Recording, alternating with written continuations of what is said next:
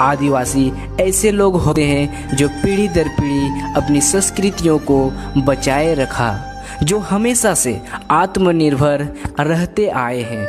दोस्तों, आदिवासी दो शब्दों से मिलकर बना हुआ है।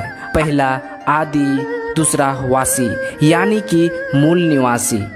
2011 के अनुसार भारत का जनसंख्या का 8.6% यानी कि 10 करोड़ लोग आदिवासी हैं। ये आदिवासी लोग प्रकृति को भगवान मानते हैं, प्रकृति का पूजा करते हैं। आदिवासी लोग प्रकृति में पाए जाने वाले जीव जंतु, पर्वत, नदियाँ, जंगल, नहर और खेतों का पूजा करते हैं। प्रकृति को अपना माँ मानते हैं। आदिवासी लोग प्रकृति से उतना ही चीज लेते हैं जितना आवश्यकता होती है। प्रमुख आदिवासी जनसमूह। भारत में करीब 461 जनजातियां पाई जाती है, जिनमें से गोंड, संथाल, भील प्रमुख है। गोंड जनजाति। गोंड भारत में एक बड़ी जनजाति है। ये जनजाति 5वीं से 6वीं शताब्दी के दौरान गोदावरी के तट से होकर मध्य क्षेत्र के पहाड़ों पर फैल गई।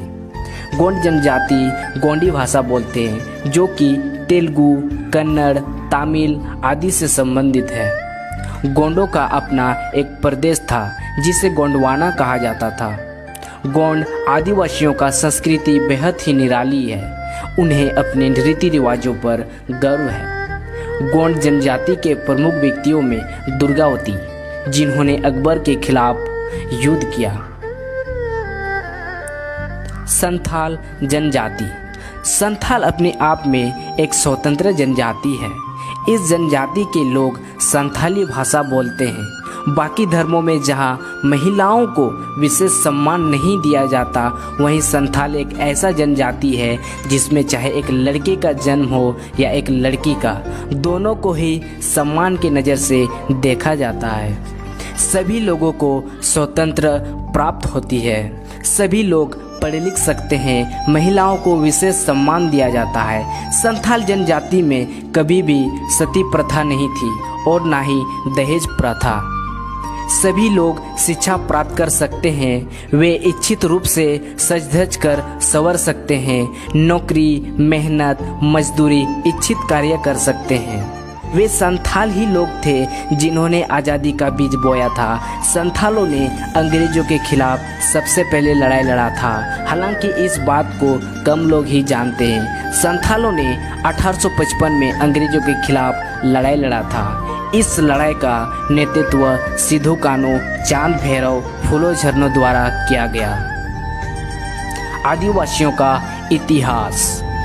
दोस्तों, आपको बता दें कि इतिहासकारों ने आदिवासियों के बारे में बहुत ही कम लिखा है या फिर उनके इतिहास को मिटाया गया है।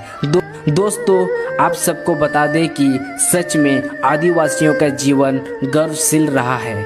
आदिवासी लोग ऐसे लोग होते हैं जो हंसते हंसते सर कटा सकते हैं, परंतु सर झुकाते नहीं। ये इतिहास बताता है।